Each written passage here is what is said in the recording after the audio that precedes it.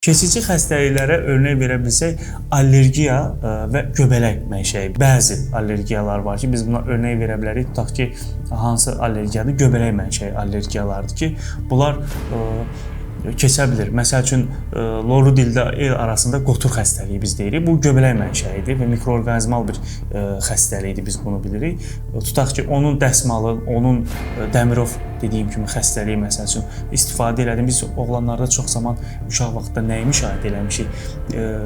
Məşqə gedirdim, nə bilim, cidoya gedirdim və yaxud da güləşə gedirdim. Biz orada o dəsmaldan istifadə elədim, dostumun dəsmalından. Saçıma Dəmirov keçdi, saqqalıma keçdi və yaxud da bədənimə qotur düşdü filan. Bu xəstəliklər keçici xəstəliklər. Bunlar mikroorqanizmal və infeksionist dediyimiz xəstəliklərdə, bu cür xəstəliklərdə əlbəttə ki, dəriyə təmas dediyimiz və yaxud da göz qişasına təmas dediyimiz bu göz ətrafındakı xəstəliklərdə biz bunları görə bilirik. Keçici xəstəliklər olaraq bunu nəzərə ala bilərik.